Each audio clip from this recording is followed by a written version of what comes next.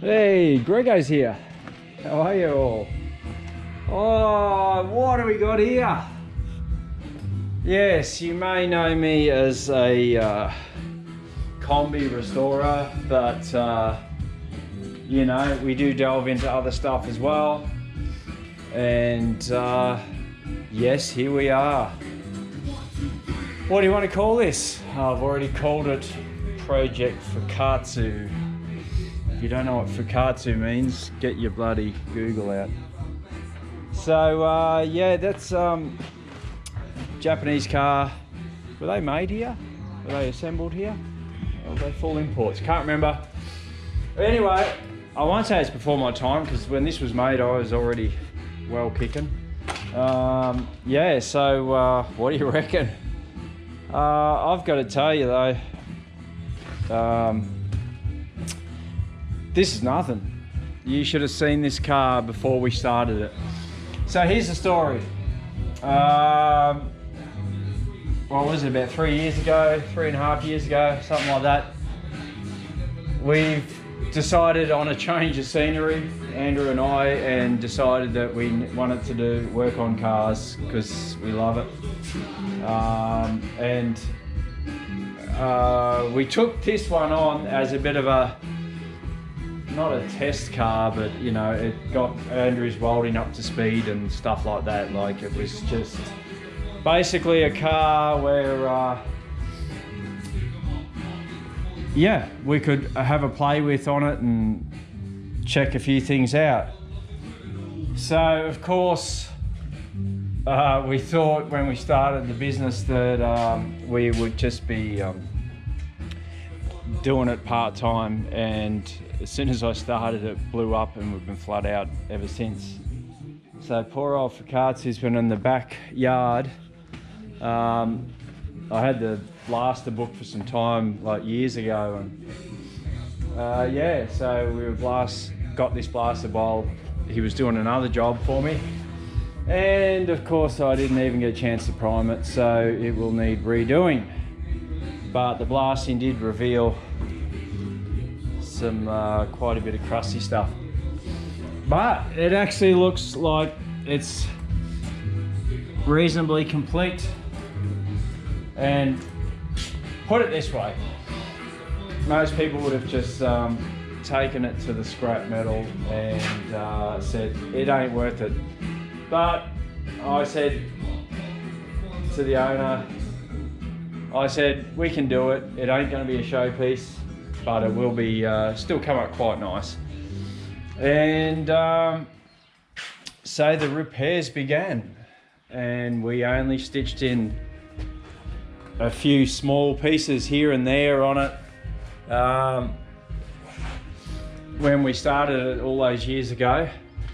And then it got to the stage where we got sick of, you know, looking at it and seeing how many holes are in it, so we decided bugger it. We're going to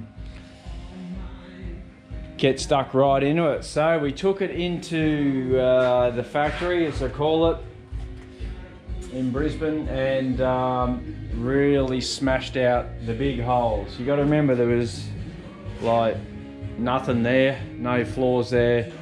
That was all rotted out. This sill was okay, a few patches, but the other sills were non-existent. The whole bottoms of the doors didn't exist. There was no bottoms of guards there. There was no bottoms of those. And the worst part is, excuse me for a second. Yes, just blowing the honker. There's a bit of dust in there. So the worst, you know, like this was all mashed in, and when you're doing stuff like this,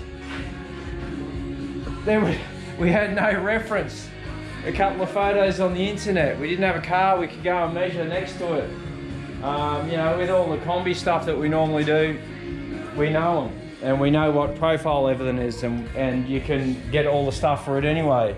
Like if this was a VW, you could get a whole new quarter, you could get the bottoms of the quarters, you can get new sills and the bottoms of guards all done. But because it's bloody a wee bit rare, yeah, it's hard to get stuff, so you got to make shit up. So yes, we've still got a long ways to go, but it will be solid in the end. You know, this was all just non-existent, so we just had to fold up a heap of stuff and then put another channel on there because that sits higher, and then all this was rotting away, so that's all been replaced with metal all the way around. Actually, I think it was only a little bit left up here or in the corner. Everything is all new around there. You know, you can see there's a few rough old patches in the boot, but we just wanted to get stuff tacked in, and that's like excuse me, you know, like this, just get stuff tacked in. The bottom sill there that was made up, yeah. But after studying a few pictures online of other ones, I think we're pretty close. We're not far off. So basically, it's another car rescued, and it's not our normal cup of tea, but you know, steel is steel. You cut out the rusts, you weld in new stuff, make it all line up, and then smooth it over. So yeah, there's going to be a bit of work in this alone. Apparently the owner might be putting an LS in it, but I've convinced him to stick with the original 2.4 litre 6-cylinder. Just joking. As if you'd put an LS in one of these. What a bloody turnout. The Japanese knew how to build a motor.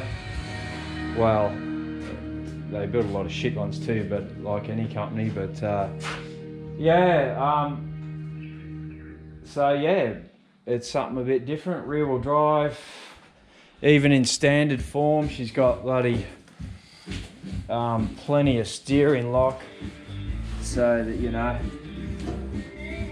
So what's that ideal for?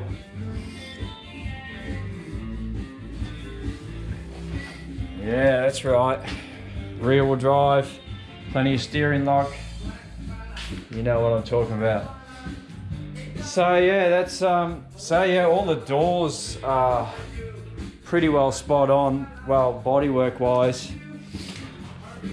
So but the guards were a mess, and we're just trying to make it all line up. So a lot of work, but we're going to plow through it and get it done in a few months. So I just thought, even though I started this a few years ago, now's the time to start the videos on it. Even though I'm going to try and dig up the old footage, because I've got it somewhere stored on a bloody computer somewhere from 3 years ago, and you can see what we started with. So but anyway, I just thought, out of interest, you can watch the rest to go on. So, all right, that's all for now. Bye.